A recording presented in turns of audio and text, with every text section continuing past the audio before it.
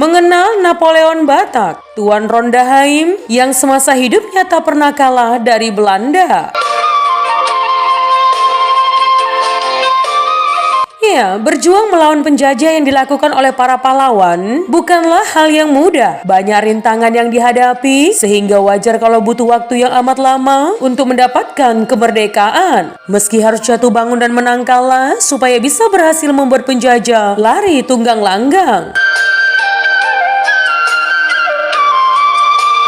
Meskipun banyak pahlawan yang masih berjuang menang kalah, tapi ada loh pahlawan Indonesia yang tak pernah ditaklukkan oleh Belanda. Bahkan beliau dijuluki sebagai Napoleon dari Batak karena ketangguhannya dalam melawan Belanda. Lalu, siapakah sebenarnya pahlawan itu? Berikut ulasannya.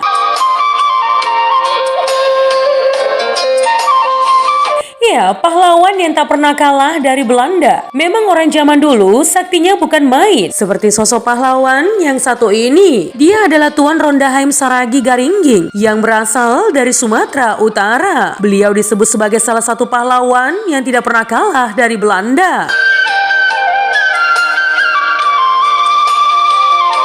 Ya, selama dirinya menjabat sebagai raja, tak sekalipun Belanda mampu menguasai daerahnya. Meskipun telah berkali-kali melakukan pertempuran. Pun demikian dengan kegigihannya, semua hal yang berhubungan dan menguntungkan pihak Belanda akan ditolak secara mentah-mentah. Jadi, wajar kalau Tuan Rondaheim sangat dibenci oleh pihak penjajah.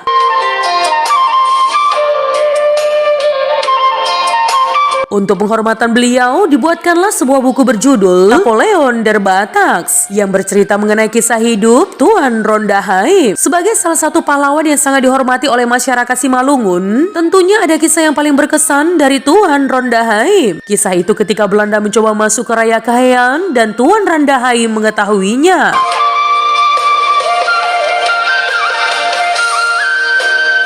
Supaya penjajah tidak bisa masuk, akhirnya beliau punya akal dengan menebang pohon besar yang melimpang di Dolok atau Gunung Simarsopa. Belanda yang mengetahui jalannya terblokade pun kewalahan dan tak bisa berbuat apa-apa. Akhirnya, tempat blokade pasukan Belanda itu diberi nama Panggolatan atau tempat penghadang Belanda yang sampai sekarang masih dipakai oleh masyarakat.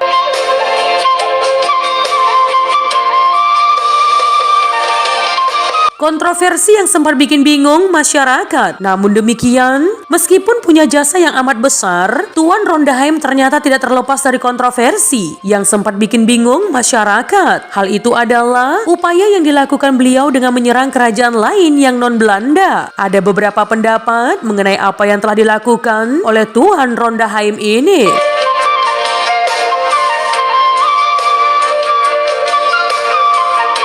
Pertama, beliau melakukannya karena kerajaan-kerajaan itu berhubungan atau pro dengan pihak Belanda, sehingga harus diserang agar penjajah tak berkuasa. Kedua, karena kerajaan-kerajaan yang diserang itu mengingkari kesepakatan antara pemimpin, sehingga wajar kalau menerima serangan. Tetapi, satu hal yang pasti, kalau Tuan Rondaheim ini memperjuangkan segalanya untuk melawan para Belanda yang waktu itu berkuasa.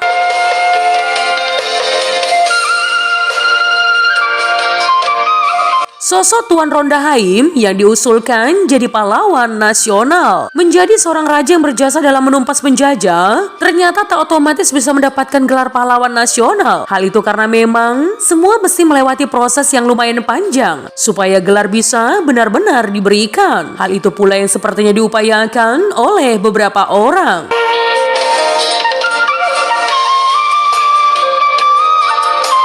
Seperti yang terjadi dalam rapat pembahasan usulan pemberian gelar pahlawan nasional kepada Tuan Rondaheim Saragi di Medan tahun 2020 kemarin. Selain upaya tersebut, ada beberapa literatur mengenai perjuangan dari Tuan Rondaheim dinilai juga sangat membantu untuk mendapatkan gelar pahlawan nasional. Jika semua sudah selesai, diharap banyak anak muda yang lebih mengenal jasa mendiang pahlawan ini.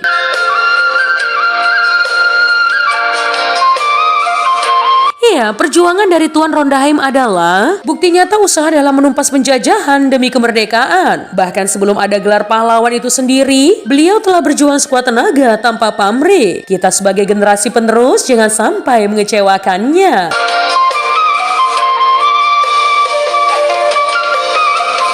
Nah teman, itu tadi adalah mengenal Napoleon Batak. Tuan Rondaheim yang semasa hidupnya tak pernah kalah dari Belanda. Jika ada kesalahan dalam penyampaian informasi, mohon dimaafkan ya teman. Untuk kritik dan saran yang membangun, langsung saja tinggalkan di kolom komentar. Menjadi bijak, menjadi cermat itu penting. Terima kasih teman.